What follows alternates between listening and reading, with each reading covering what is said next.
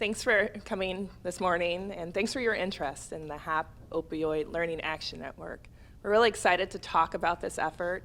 It's a hospital community effort to work together to combat the opioid crisis here in Pennsylvania. To date, hospitals have been doing extraordinary work in their own communities, and part of this effort is to build a platform for them to share their best practices, to share their struggles, and work collectively to find new ways to improve the care that they offer their communities. So I'm excited to pass the mic to folks who are helping shape this effort, our clinical advisors who can tell you a little bit more about the effort and the work that they're doing in their individual organizations. Thank you, Jennifer. I'm Dr. David Greenspan. I'm the chair of psychiatry at Einstein in Philadelphia, and I also co-chair the opioid management committee that our hospital began about a year and a half ago. I was recruited actually into this whole opioid initiative for two reasons. One is we had a grassroots effort that grew out of two sets of observations. The first was the increasing number of people who were dying by opioids in the city of Philadelphia, many of whom prior to their dying would come through emergency rooms to receive resuscitative care, and then had to find some kind of treatment to be offered. And that proved to be a great challenge 2.5 or so years ago when this initiative started. The other was our primary care physicians, who were increasingly burdened with work changes because of the growing regulation and of control over opioid prescribing, all of which is pointed in the right direction. But they were burdened prior to figuring out how best to manage opioids in their primary care setting. And so we brought together a number of different initiatives within Einstein to try to assist our primary care docs who are handling many people with chronic pain and opioid use. The behavioral health side, which was seen to be very important to everyone within the organization, and our emergency department, which was always looking for increased access to superb care for people with opioid use disorder, primarily with the use of MAT, medication-assisted treatment. And in that light, we brought together our management committee to do two major things. One is to protect people who have yet to develop an exposure to opioids and be at risk of developing an opioid use disorder, and then identify those people who already had the disorder and get them into treatment. The LAN is a great initiative, because we at Einstein started this whole project somewhat in isolation. We knew other people were concerned about this in the city, but reaching out to our colleagues at Penn and Jefferson and Temple and so on is never so easy. We also know that there are great initiatives throughout the state, whether it's in Pittsburgh or in rural Pennsylvania, Harrisburg, and so on. People are discovering new and better ways to use resource to get this job done. And we'd love to know more about that, because we struggle every day with figuring out the best ways to get this done.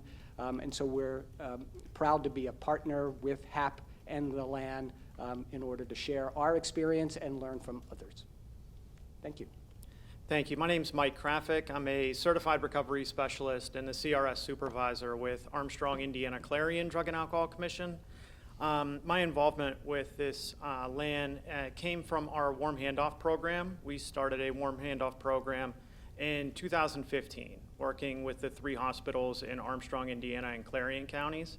And our model for that warm handoff program is using a team of case managers and certified recovery specialists in the emergency department to facilitate warm handoff for overdose survivors is really our target demographic, but we really quickly realized that substance use as a whole, the hospitals that we had partnered with weren't really equipped to be able to facilitate placement into treatment and really take care of a lot of the non-treatment needs that come with somebody affected by opioid use disorder.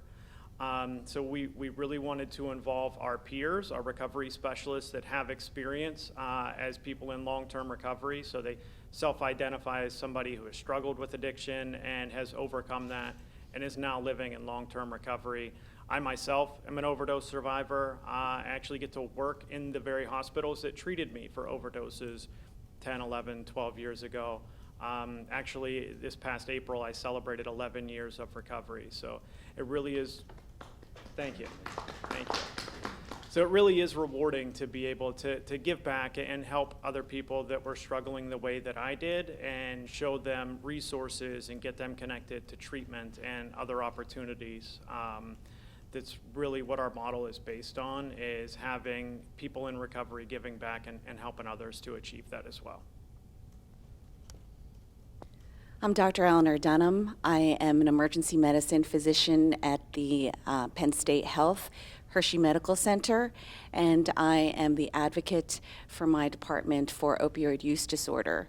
Partnering with other departments, for instance, we've partnered with family medicine, pain management, psychiatry, as well as our partners over at the Pennsylvania Psychiatric Institute, which is our referral center for our medication-assisted treatment.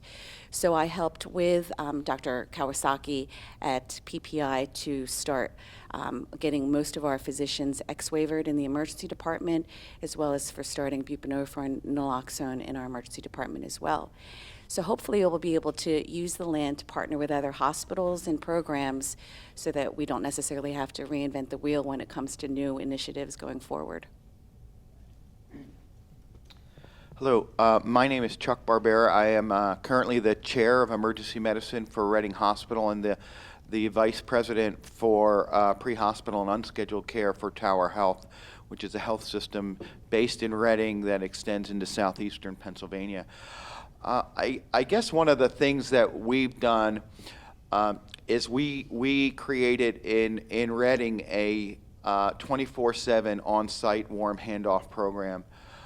We see about 140,000 patients a year through our single-site emergency department in West Reading, Pennsylvania, and about 3 to 5 of those patients are overdose survivors. And what we saw, unfortunately, was that we weren't doing anyone any good by giving people Narcan and letting them go without any intervention. And we learned the hard way that wasn't the right approach to take.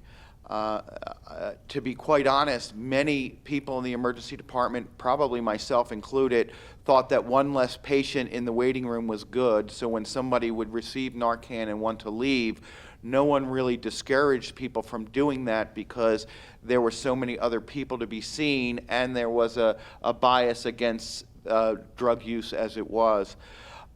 We had some pretty sobering cases that came through the emergency department that caused us to relook at our strategy.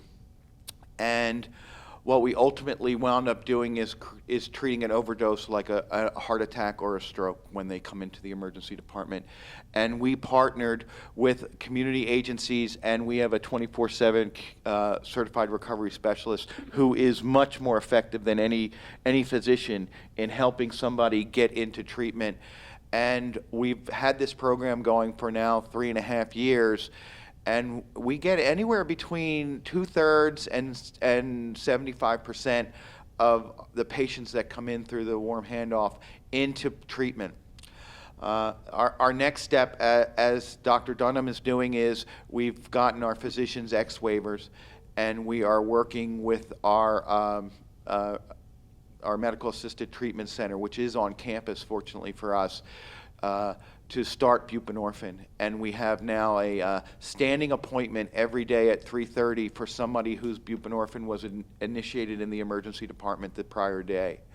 On the weekends, we're struggling a little bit with how that works, but during the week it seems to be working well, although we still have about a 50% no-show rate. So we're working on kind of paramedics to go out to people's homes to help them and maybe even drive them, because transportation is a huge issue for our patient population. And I like everyone else, am really excited to be here, and thank you. Thank you.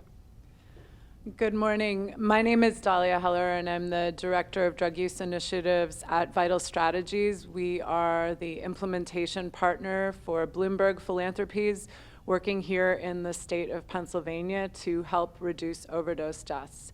And it's our pleasure to support this initiative. We recognize that hospitals are really a linchpin in this crisis, and that the opportunity to build capacity in emergency departments to be able to connect folks who are coming in on overdose or with opioid use disorder to medication-based treatment, we believe will really help to turn the tide on the crisis of deaths that this state has seen.